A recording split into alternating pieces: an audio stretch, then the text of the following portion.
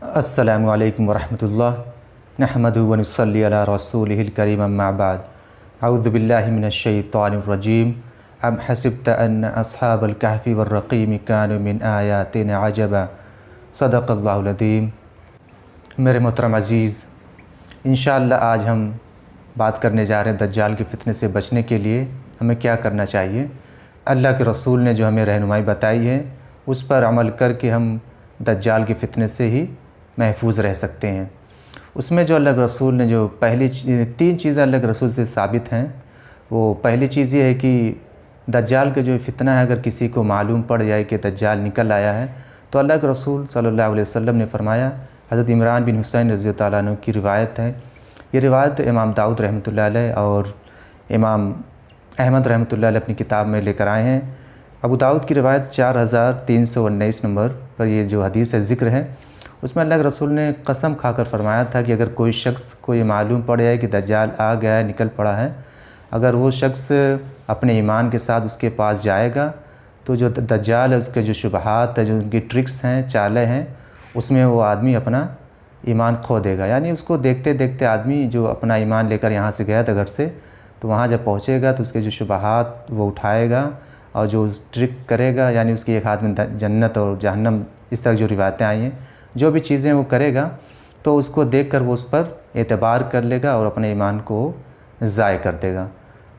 और भी रिवायत में जो चीज़ें अल्लाह के रसूल से साबित है कि अगर दज्जाल जब निकल आएगा तो लोग पहाड़ों पे चले जाएंगे उससे बचने के लिए। तो बेहतर ये है कि अगर दज्जाल का इल्म हो जाए कि दज्जाल निकल चुका है तो उससे बचा जाए, उसके पास ना जाया जाए, भले ही आपका ईमान कितना ही मजबूत हो, आप उसके पास ना जाएं। ठीक है, तो पहली चीज़ ये है कि आप दज्जाल से बच कर रहें। जिस तरह एक बीमार शख्स है उससे डॉक्टर कहते हैं कि आप इस चीज़ से आप परहेज़ करें तो आपकी बीमारी है वो टल सकती है, तो अगर हम परहेज़ नहीं करेंगे तो हम बीमारी से नहीं बच सकते। तो इसी तरह अल्लाह रसूल ने जो चीज़ें हमें बताई है कि आप दज्जाल के पास ना जाएं, तो ना ही जाना हमारे लिए बेहतर है। और जो दूसरी चीज़ अल्लाह के रसूल से साबित है वो सूरह कहफ की जो इब्तदाई 10 आयात हैं उसका हिफ्ज़ करना, यानी आप उसको याद कर लें और उसकी तिलावत करते रहा करिए। ये रिवायत सही मुस्लिम में आई है और जो अबू दाऊद वगैरह की रिवायत में है वो भी क्या इब्तदाई 10 आयात याद करें। अबू दाऊद की जो दूसरी सनद से रिवायतें आई हैं उसमें यह है कि सूरह कहफ की आखिरी 10 आयात आप हिफ्ज़ कर लें। और इसी तरह इमाम अहमद रहमतुल्लाह अलैह अपनी किताब मुस्नद अहमद में रिवायत लेकर आए हैं कि कोई सी भी सूरह कहफ की 10 आयात आप याद कर लें। लेकिन इसमें जो सबसे मोतबर है सही मुस्लिम की रिवायत है कि इब्तदाई 10 आयात आप हिफ्ज़ कर लें तो इंशाअल्लाह आप दज्जाल के फितने से बच जाएंगी।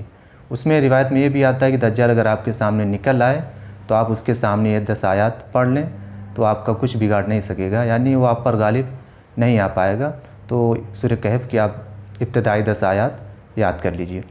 इसी तरह जो अल्लाह के रसूल से तीसरी चीज़ साबित यह है कि नमाज में आखिरी तशहुद में जब आप दरूद शरीफ पढ़ लें तो उसके बाद अल्लाह के रसूल सल्लल्लाहु अलैहि वसल्लम दज्जाल के फितने से बचने के लिए दुआ मांगा करते थे। और हज़रत अबू हुरैरा रज़ी अल्लाह अन्हु से रिवायत है कि उनको सिखाया कि जब नमाज़ पढ़ो तो तशहुद के बाद ये दुआ पढ़ लिया करो। इसी तरह हज़रत आयशा रज़ी अल्लाह अन्हा से भी रिवायतें आई हैं और हज़रत अब्दुल्लाह इब्न अब्बास रज़ी अल्लाह अन्हुमा से भी रिवायत आई है। उसमें यह कि अल्लाह के रसूल 4 चीज़ों से पनाह मांगा करते थे। उसमें यह है कि दज्जाल से भी पनाह मांगते थे और जो दूसरी चीज़ है वो कब्र के अज़ाब से पनाह मांगा करते। इसी तरह 4 चीज़ें साबित हैं।